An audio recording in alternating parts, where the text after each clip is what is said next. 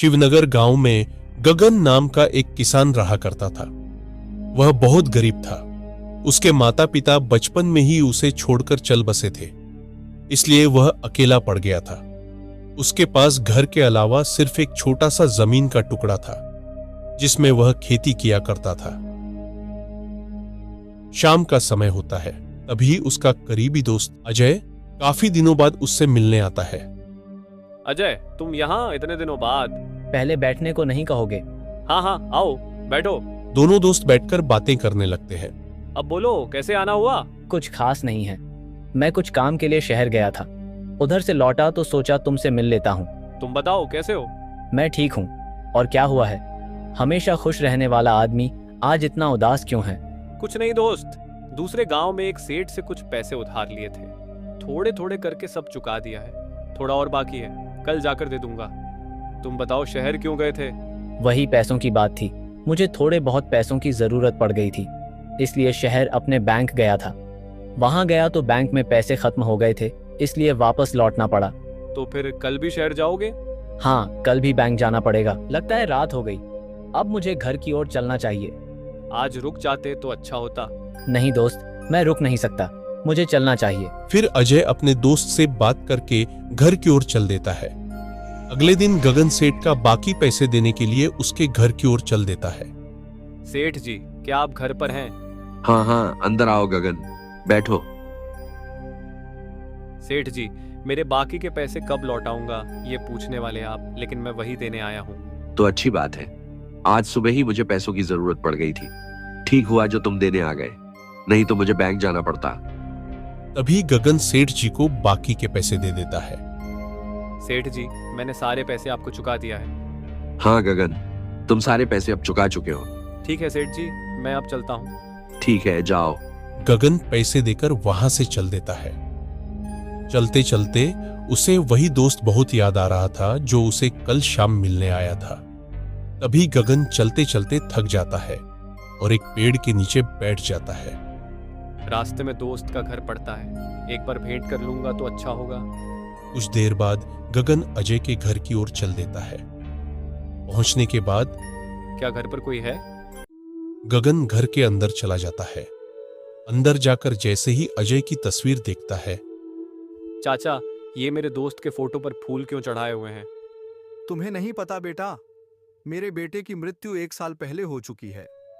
वो कैसे चाचा? मेरे दोस्त की मृत्यु कैसे हुई?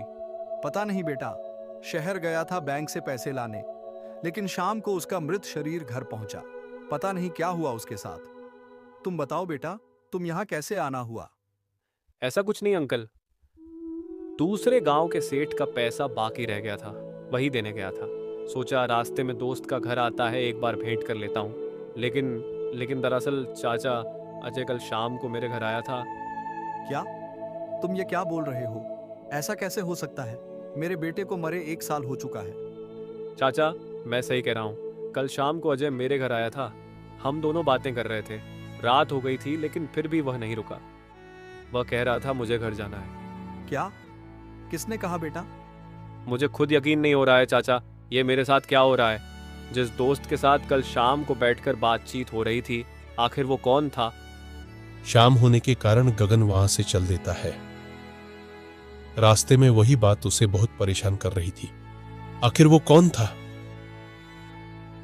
गगन घर पहुंच जाता है और सो जाता है, लेकिन आधी रात को उसकी आंख खुल जाती है। तो ऐसी आवाजें आती हैं मानो गेट पर कोई है। वो डर जाता है। अरे कौन हो भाई, इतनी रात को दरवाजे को ठकठका क्यों रहे हो? मैं हूँ, तुम्हारा दोस्त अजय। अजय, तुम यहाँ आधी रात को क्यों आए हो? क्या तुम अंदर से ही पूछोगे, दरवाजा नहीं खोलोगे? हाँ हाँ, क्यों नहीं, मैं आ रहा हूँ। गगन दरवाजा खोल देता है। अजय अंदर आता है।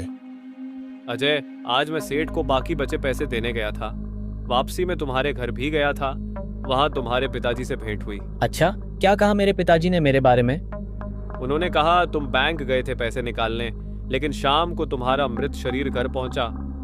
क्या ये सच है अजय, तुम्हारी मृत्यु हो गई है? हाँ दोस्त, मेरे पिताजी ने सही कहा। मेरी मृत्यु 1 साल पहले हो चुकी है। इतना कहते ही अजय का असली रूप सामने आ जाता है। दोस्त, मेरी आत्मा को मुक्ति नहीं मिल रही है, इसलिए मैं तुम्हारे पास मदद लेने आया हूँ। तुम्हारी आत्मा भटक क्यों रही है? दरअसल दोस्त, बैंक से पैसे लेकर लौट रहा था, तभी किसी ने मुझे गोली मार दी और मेरी वहीं मृत्यु हो गई। जिसने तुम्हें मारा, क्या तुम उसे पहचानते हो? नहीं दोस्त, अंधेरा था, मैं उसे देख नहीं पाया। तो फिर क्या कारण है कि तुम्हें अब तक मुक्ति नहीं मिली? मेरी एक आखिरी इच्छा बाकी है। जिस दिन मुझे गोली लगी थी, उसी दिन जो पैसे मैं ला रहा था, उन्हें एक पेड़ के नीचे छिपा दिया था। मैं चाहता हूँ कि वो पैसे मेरे पिताजी तक पहुँचे। मैं क्या कर सकता हूँ दोस्त? वो पैसे तुम मेरे पिताजी को दे देना। मैं उन्हें अकेला छोड़ गया हूँ, मैं उनके बुढ़ापे का सहारा नहीं बन पाया। इतना कहते कहते अजय की आंखों में आंसू आ जाते हैं। चलो दोस्त, वो मुझे उस जगह ले चलो। मैं वादा करता हूँ तुम्हारी आखिरी इच्छा जरूर पूरी करूंगा। उस आत्मा के साथ पैसे निकालने निकलता है। डर तो नहीं लग रहा दोस्त? नहीं दोस्त, तुम्हारे जैसा सच्चा दोस्त साथ हो तो डर कैसा? बात करते करते दोनों उस पेड़ के पास पहुंचते हैं।